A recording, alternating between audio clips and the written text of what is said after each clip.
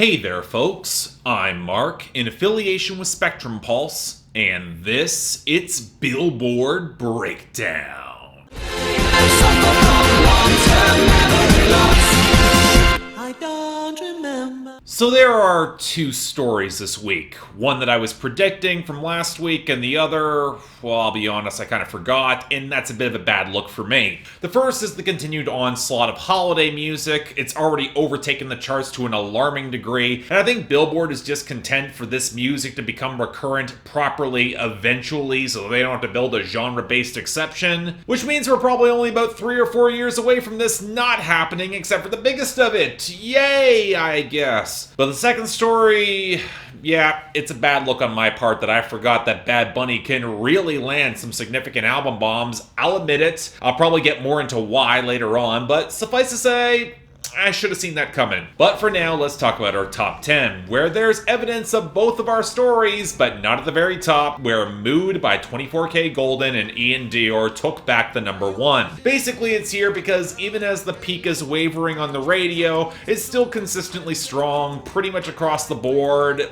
but it's also a weak number 1, and it's gonna be broken probably next week by All I Want for Christmas Is You by Mariah Carey, which is up to number 2. She's got the sales, she rules streaming in YouTube, holiday radio is a thing. The number 1, it's inevitable, just stay tuned for it. Now frankly, I'm kind of surprised that Positions by Ariana Grande is holding up at number 3, courtesy of good radio and alright streaming. I guess her sweeter delivery might be more accessible around the holidays, but I expect her to be eclipsed as well by Rockin' Around the Christmas Tree by Brenda Lee, which is up to number 4 for a lot of the same reasons as Mariah Carey, just with less YouTube. But then we get our second story.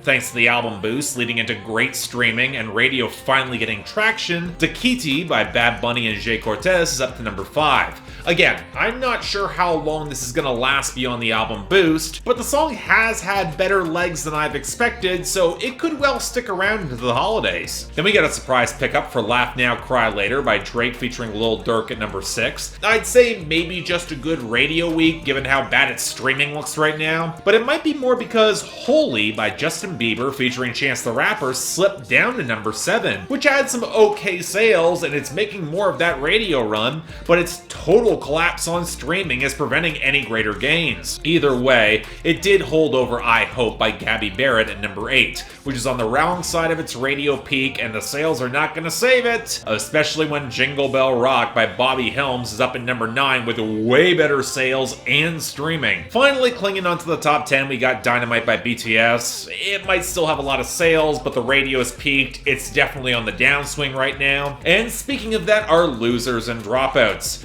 And yeah, there's a decent number of them, especially in that latter category. One Beer by Hardy featuring Lauren Elena and Devin Dawson. One of Them Girls by Lee Brice. Pretty Heart by Parker McCollum. Some Girls by Jameson Rogers. Rough week for country here. Come and Go by Juice WRLD and Marshmello. Also Wishing Well by Juice WRLD. Franchise by Travis Scott featuring Young Thug and MIA. U2 Love by Neo and Jeremiah. And thankfully, Pop Star by DJ Khaled featuring Drake and that god-awful cover of Put Your Record On by Rit Momney. But yeah, this was an album bomb week with the assistance of the holidays that led to a lot of losers. So starting with the debuts slipping, we had Life Goes On by BTS falling off the number 1 down to 28. Still Going Down and Somebody's Problem by Morgan Wallen at 86 and 84 respectively. And Monster by Shawn Mendes and Justin Bieber just tanking at 38. Yeah, I'm not sure he might have the album bomb to come to save him, given that Wonder also fell hard to 77.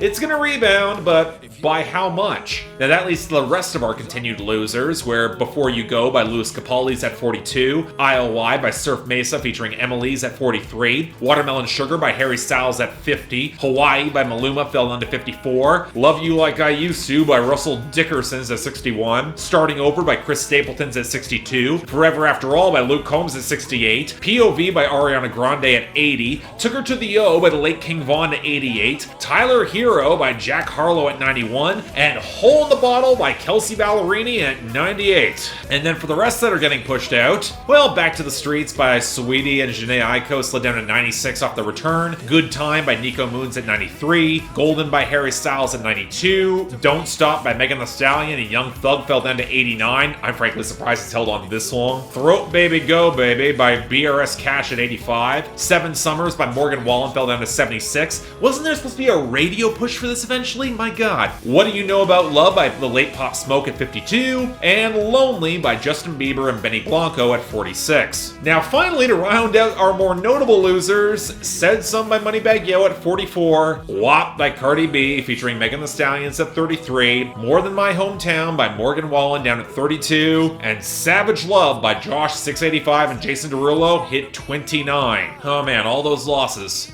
Just to be replaced by more holiday music. I mean, seriously, go to our returns. That's all it is. There's No Place Like Home for the Holidays by Perry Como at 47. It's beginning to look a lot like Christmas by Perry Como and the Fontaine Sisters at 45. Christmas Baby Please Come Home by Darlene Love at 41. Rudolph the Red-Nosed Reindeer by Gene Autry at 40. And then we got Michael Bublé's cover of It's Beginning to Look a Lot Like Christmas at 39. But we're not done. White Christmas by Bing Crosby is at 37. Here Comes Santa Claus by Gene Autry again at 36. Happy Holidays, the Holiday Season by Andy Williams at 34. I have no idea why anyone likes that. Underneath the Tree by Kelly Clarkson at 30. Sleigh Ride by the Ronettes at 23. And my personal favorite, A Holly Jolly Christmas by Burl Ives at 24. But we're still not done, because while I mentioned all our gains in the top 10, It's the Most Wonderful Time by Andy Williams is up to 12. Feliz Navidad by Jose Feliciano is at 16. The Christmas Song by Nat King Cole is at 18. Last Christmas by Wham's at 21. And Let It Snow by Dean Martin's at 22. The only other gain we had was Midnight Sky by Miley Cyrus at 57, because her album boost just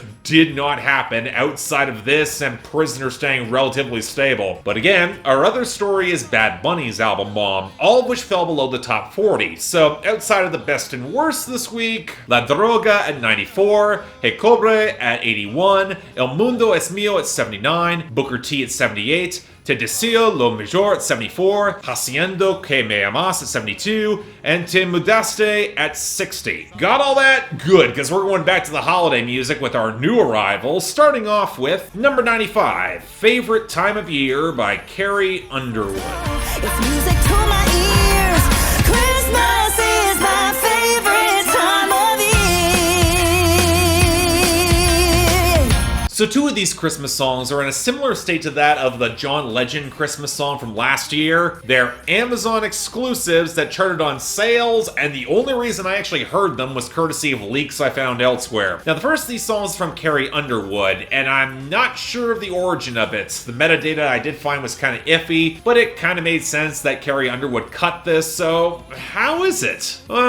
It's got the unfortunate cheapness of production I've come to expect from a lot of Carrie Underwood, even outside of the holidays, for how formless so much of the instrumentation sounds outside of the drums, which doesn't do anything to flatter her voice. But it also sounds like she's struggling a little bit to belt as much on the song. The production around her vocals feels uncomfortably crisp to pick it all up. But beyond that, look, we've heard these sort of quick Christmas is Here songs, often pushed by pop country acts, and this is mediocre at best. If it wasn't for Carrie Underwood's presence, nobody would care about that, and even then, she's not great on it. So, let's move on. Number 87, Maldita Pobreza by Bad Bunny. Maldita Pobreza.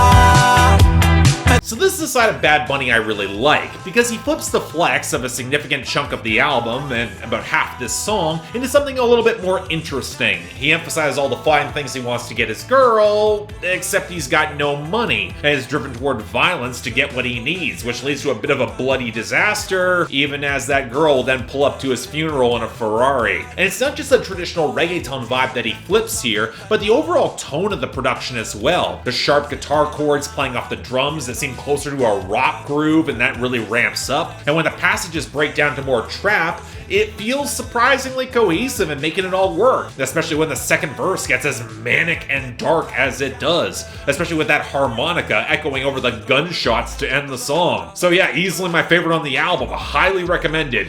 Pretty great stuff. Number 83, Rockin' Around the Christmas Tree by Justin Bieber. Mistletoe hung where you can see, every couple tries to stop.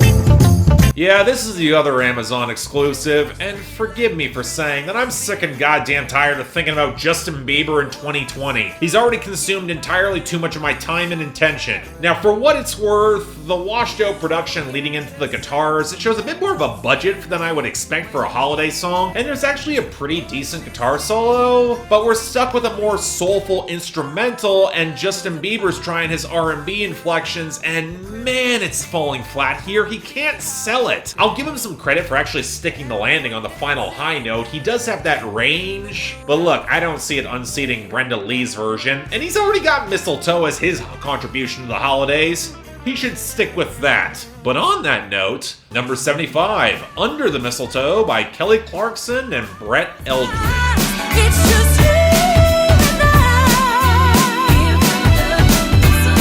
The cover surprises me less than I thought it would. Kelly Clarkson's already got a Christmas song charting right now, and given the soulful crooner direction Brett Eldredge has been going in, especially off Sunday Drive, this makes complete sense. I was hoping this could be really good. And gotta be honest, I'm a little bit disappointed. But not to the point where I think this is bad. It falls into the territory of Christmas love songs where they might have a history, they want to reconcile. That's not a bad place to work from, but the execution leaves something to be desired. For one, the production with the big horns and the splashy soul elements feels really overstated. Clearly designed to back up Kelly Clarkson rather than play for something a bit more tasteful, and then she just overwhelms the song as a result. There's no subtlety, there's no balance, the song just feels really overdone, and the weird lack of chemistry between Brett Eldredge and Kelly Clarkson feels really noticeable as a result. I don't know, I wanted to like this, it had potential to be better, it's fine, but I don't see it lasting. Number 65, Dick Down in Dallas by Trey Lewis. Come back, give me that sweet ass, but I already know that she's getting dick down in Dallas. I had people want me to do a meme review for this, and that's not gonna happen. Yeah, it got big off TikTok and then it exploded everywhere. You can stop giggling now, because let's not act like any of this is a meme of any viability, or has any of the sort of inherent internet strangeness that would make it fit in that lane. So to demystify this song a bit, Dick Down in Dallas was a profane inside joke amidst a bunch of Nashville writers behind the scenes, and then Trey Lewis cut the song. For the artist himself, apparently he's got an album, this is a good way to get buzz for it, but making a comedy song that might as well rate as a second-rate Hot Country Night song or a fourth-rate Wheeler Walker Jr. song does not impress me. It's not nearly as good as Asphalt or You Make It Hard, let's get real here. Partially because it's not a fun song, especially in the sour minor chord hook and the ugly production, which the key change by the end can't redeem. This is a guy who is miserable his ex left him, and he's assuming that she's getting fucked all over the United States, where he then will tack on the assumptions of daddy issues. I mean, I get that TikTok probably reclaimed this from the ugly veneer slut-shaming that runs rampant through it, but without that context, it's not fun. It's not clever either. If it's in the same sort of territory as the worst sort of bro country, but with all the profanity that they wouldn't put on record because it's Nashville, it's not really all that far removed from the worst of Brantley Gilbert or Sam Hunt. So there might be a part of me that kind of respects the honesty of a song like this, except to the point where I just know a bunch of dudes will buy into it a little too hard in the same way they did with Hot Girl Bummer, and this might be even more obnoxious. Let it go soft and just go away. Ugh. Number 64, Yo Visto Así by Bad Bunny. Si no te gusta, no tienes que mirar. So we got two more Bad Bunny songs here, and this is another example of some of the rap rock touches he was embracing across the album, especially in the percussion, and while they didn't always work, and I'm not convinced they're great here, I do think this is a pretty damn solid song, even if you can definitely tell some of it's more of a brand name flex. But really, there is a bit more interwoven into how Bad Bunny has faced scrutiny over how he's dressed and his own creative eccentricities here, and this is his giant kiss-off to them, translate into one of the most overpoweringly macho subgenres they're in, so I appreciate the subtext. Really just a kind of a solid song for what it is. I think the hook's really good, and it's nearly an honorable mention for me, Except number 53, La Noche de Anoche by Bad Bunny and ROSALIA. Estar bajando y dándole sin parar. Tú encima de mí, yo encima de ti.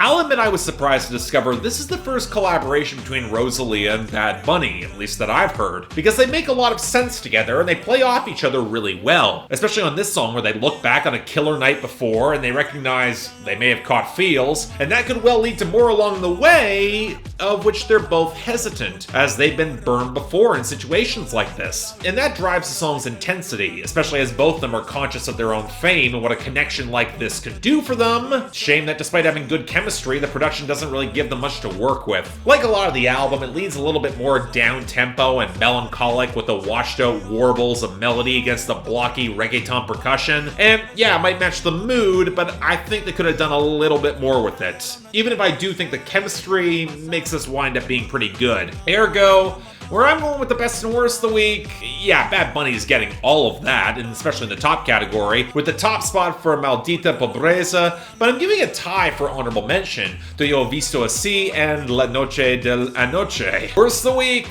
yeah, you know what? Dishonourable mention is going to Carrie Underwood for favorite time of year, just with the stale disappointment that it is. With the worst comfortably going to Trey Lewis's Dick Down in Dallas. I've seen the defenses of this song. There's just way better country comedy than this. Next week, though, well, I doubt Shawn Mendes is going to pull it all together, but I could be wrong. We'll have to see. But until then, I'm Mark. You're watching Billboard Breakdown, affiliated with Spectrum Pulse. And I'll